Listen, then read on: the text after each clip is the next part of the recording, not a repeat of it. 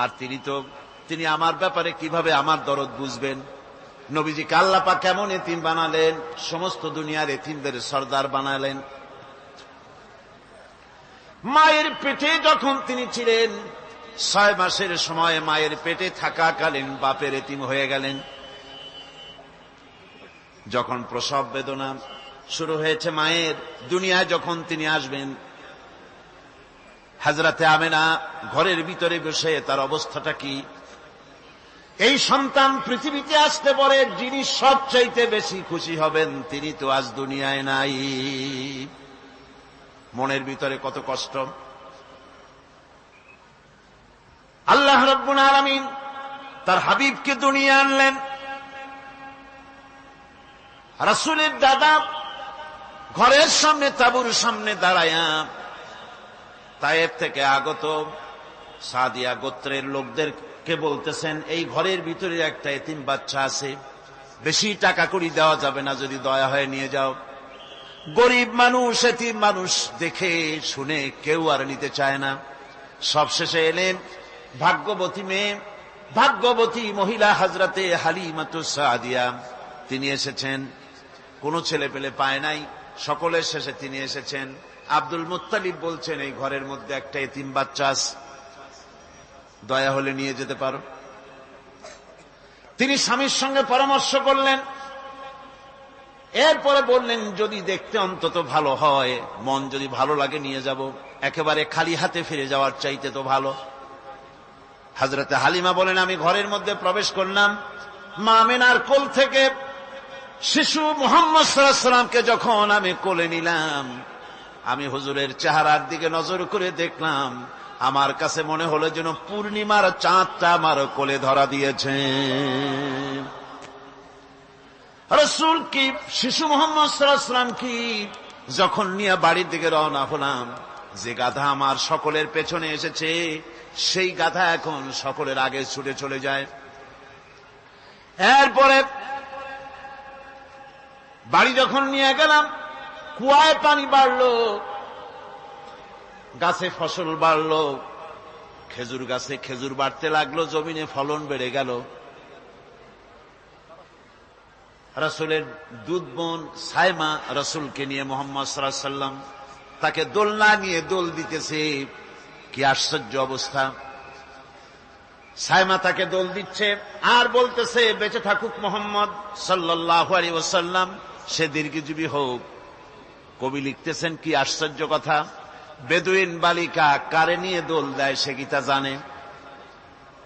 বিশ্বনবী মুহাম্মদ রাসূলুল্লাহ সাল্লাল্লাহু আলাইহি ওয়াসাল্লাম এভাবে এতিম অবস্থায় জীবন তার শুরু হলো।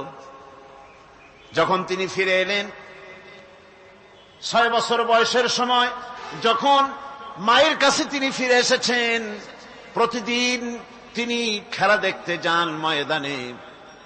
ইতিহাসের মধ্যে লেখা হয়েছে, মা প্রতিদিন সন্ধ্যার সময় তাকে ফিরে পান। আজকে সন্ধ্যা হয়ে গেছে, শিশু মুহাম্মদ সাল্লাল্লাহু আলাইহি ওয়াসাল্লাম বাড়ি ফেরেন না। কারণ কি, কেন বাড়ি ফেরে না? সন্ধ্যার দিকে তিনি চলে গিয়েছেন পাহাড়িয়া ময়দানে, যে দেখেন ধুধু করতেছে, চতুর্দিকে সন্ধ্যা হয়ে গেছে, অন্ধকার হয়ে গেছে, কোন ছেলে পেলে নাই, কেউ নাই। পাহাড়ের পাদদেশে বসে শিশু মুহাম্মদ সাল্লাল্লাহু আলাইহি ওয়াসাল্লাম কাঁদতেছেন। মা প্রশ্ন করলেন, বাবারে,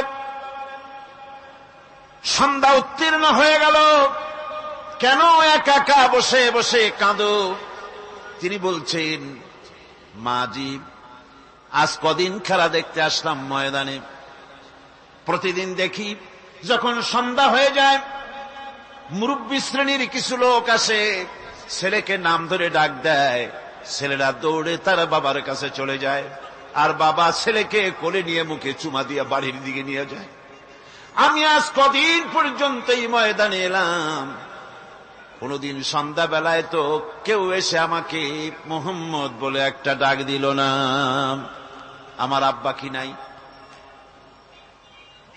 আল্লাহ রাব্বুল আলামিন বলেন, আলাম ইয়াজিদকা ইয়াতীমান ফাআওয়া, এরকম এতিম অবস্থায় পেয়ে আমি কি আপনাকে আশ্রয় দেই নাই?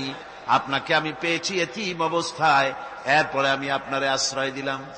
ওয়াওয়াজাদাকা দাল্লান ফাহাদা, এরপরে আমি আপনাকে পথ হারা পেলাম, আমি আপনাকে পথের দিশা দিয়া দিলাম। ওয়াওয়াজাদাকা আইলান ফাআগনা, এরপরে আমি আপনাকে দরিদ্র অবস্থায় পেয়েছি, তারপরে আমি আপনার দারিদ্র মুক্ত করেছি আপনাকে। সুতরাং ফাআম্মাল ইয়াতীমা ফালা তাকহার ওয়া আম্মাস সাইলা ফালা তানহার ওয়া আম্মা বিনি'মাতি রাব্বিকা ফাহাদ্দিস। সুতরাং নবী, এতিমের প্রতি নির্মম ব্যবহার করো না, এতিমের প্রতি ভালো ব্যবহার করো, নির্মমতা দেখাইও না।